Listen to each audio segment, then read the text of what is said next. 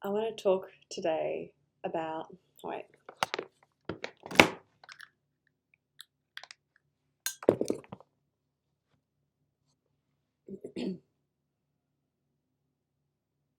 I want to talk today about the thing that brings people back. I want to talk today about the thing that I want to talk today about the thing that brings people back to therapy over and over again when it's just not working and people try different styles of therapy,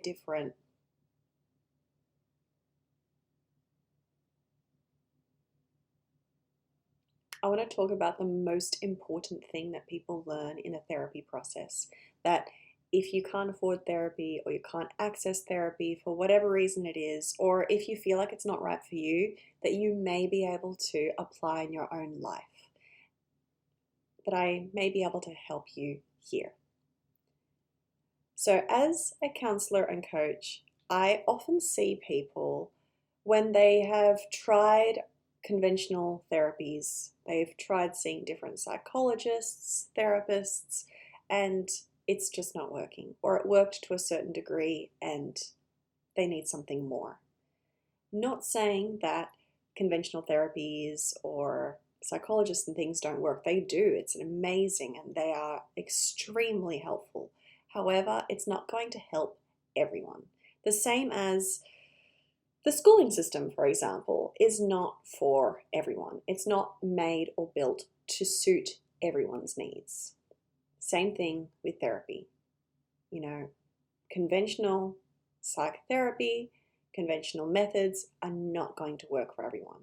Or they work to a certain degree and then people are still left wondering, what more can I do? So on this channel, that's what I'm going to be talking about. And today, I just want to talk about the one simple thing, the one small thing that you can start doing in your life that can help you break generational cycles and become that best version of yourself. And it is as simple and as complex as noticing your emotions. Bear with me, don't run away, because it may seem simple. It may seem wishy-washy or whatever, Mel, that's going to help. It does. I promise you it does. Often, let's say the clients that have been to different therapists throughout life, I call it that you're in triage. So if you go to a therapist only in the hard moments of life, or when you're really, really, really struggling and you go to a therapist at that time, it's like going to the emergency room. You have a sore arm or you have a broken arm, you go to the emergency room, they wrap it up, they fix it, cool, everything's good. But the thing is, you may break your arm again, or something else may happen and you go back to emergency. That is what I call going to a psychologist or a therapist or a coach in times of emergency or crisis, or when it just bubbles up too long. We call it triage. A proper therapy process is where you go regularly and you work on how you manage life's crises. Different crises, not just the big moments, but the small moments. Yes, the big moments, but also how you react when someone crashes in the back of your car. How you react when, let's say if you have kids, how you react when they are yelling at you, when they're having tantrums, when you're sleep deprived, how you react when your partner doesn't show you love or care the way that you need it. Those seem like small moments, but they're not small moments. Those are the moments that make up life's hardest moments. Those are the things that accumulate. And something that I hear a lot of people say is, oh, but I go for a run and then I feel better. I say, okay, so did you acknowledge how you felt? What caused you to feel a certain way? Did you acknowledge the emotion, the reaction that you had before you went for a run? What do you think the answer is? Usually not. So one of the first things that I ask people to tell me when they come to a therapy process for the first time is, what brings you here? Not what's happened to you in your past. I don't want you to tell me all your life story right now. What's happening in your life right now? So I want to ask you that question too. What's happening in your life right now that's bringing you to this video? That's brought you to watch the video to this point. Well, just take a moment to think about it, to let it come to you. Is it the little things that aren't so little? Is it the way that you are communicating with your partner? Is it the way that you feel treated at work? Is it the things that are coming up and bubbling up if you have children? Is it the potential fears you may have if you plan to have a family or a relationship in the future? Is it how you react to small inconveniences in life? Or is it something bigger? What brings you here? And now, I want you to notice what you feel in your body. Do you feel anything in your body? Butterflies in your stomach? Tense throat? Are you clenching your fists? Do you have a headache? Connect to your body. Your body tells you a lot more than you think. And how do you feel? And when we do feeling words, we don't just say, yeah, I'm good. That's actually one word that I don't let my clients use. You're not allowed to say good. How do you feel? You may not know the answer. And make it bigger. If you feel frustrated, is it anger? If you feel sad, is it grief? Is it hurt? Do you feel joy? Do you feel happiness? Do you feel numb? Noticing our emotions, it may seem trivial. And I have clients that come, as I said, that have seen so many psychologists and things, and the first thing that I say to them is, I want you to start noticing your emotions. And they think, oh, whatever. It's just so wishy-washy. It's really not. Start noticing your emotions. I had a client that had seen the different therapists over time and in triage. And I explained to them the triage process, and I said to them, I don't see clients with triage. I like to see them through a process and see change and look at things, look at past systems, look at family systems, look at what is impacting us from our past that is coming up in our present. I don't go digging. I don't go lurking and searching for things. We notice together what is sticking up, what's poking us, that's impacting how I'm responding and reacting to life. And the first process of that is noticing my emotions. It's the first homework I set, so I'm setting that for you too. Notice your emotions. All of them. Write them down, either in your phones, in your notes on your phone, or a little journal that you keep around. Write them down, acknowledge them, and then you can let them go. Notice.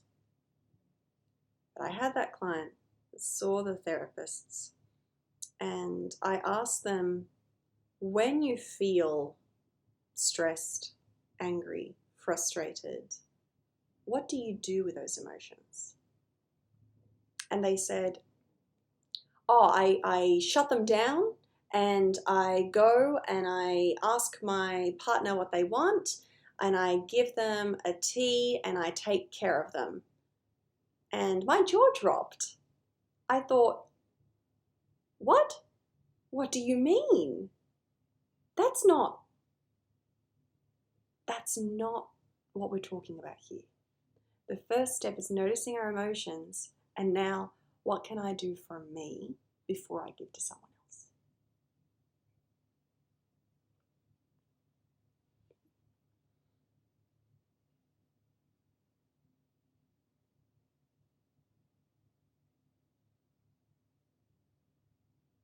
So I had that client that saw psychologists in the past. And the first homework that I set for them, they were a 9 in the Enneagram. So they were a peacemaker, mediator. Everything's fine, everything's fine. Everything's all good. I said to them, I want you to start noticing your anger. Start noticing it. And they were, oh, whatever, it's not, I don't have anger. Okay, sure. Just notice if it's there.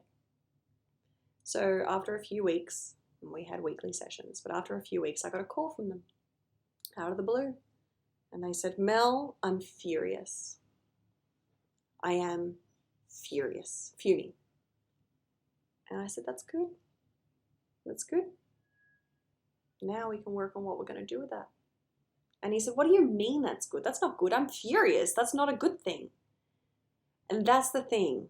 There's no such thing as good or bad emotions. Emotions are just emotions. One of my clients said that to me. And I was like, you are spot on. That's something that they've learned in this process. There's no such thing as good or bad emotions. Emotions just exist. And this process just helps us to acknowledge them and notice them and let go of the power that they hold over us. And then we have the choice of what we do with it.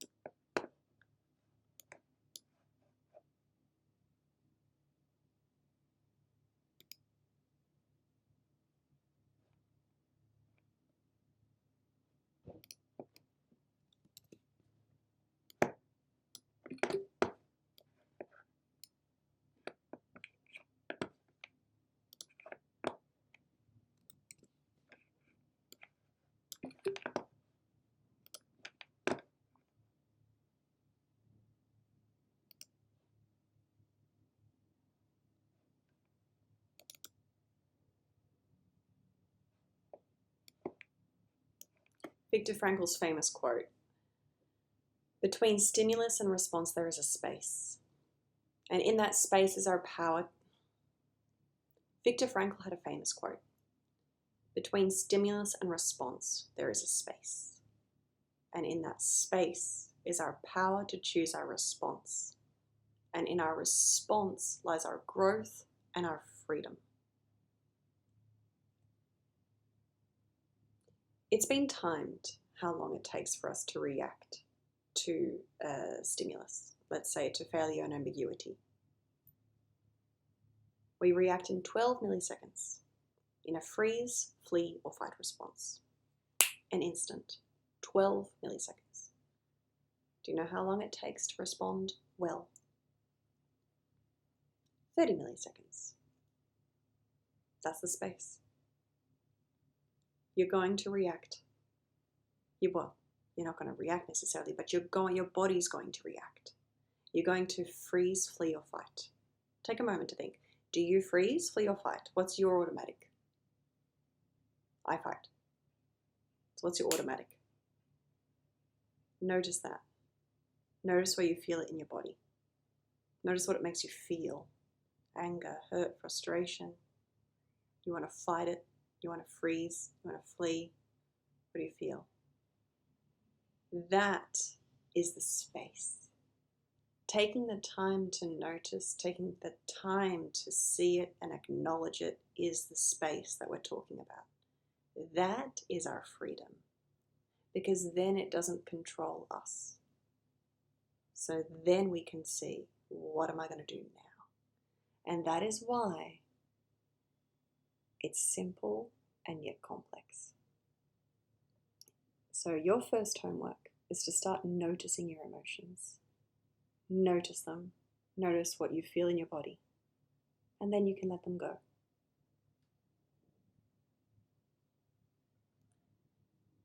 Well, subscribe to the channel for more videos, because we're going to go deeper. We're going to be looking at, now what can I do? And we're also going to be talking more about the Enneagram and things, because that's a tool that I use to help us to understand how I see the world, my why. So, your first homework, notice your emotions. Subscribe so we can see what the other things that we can do. And I'll keep bringing you insights that I use with my clients to become that best version of ourselves and break generational patterns, because sometimes it's been around for a long time. So stay tuned.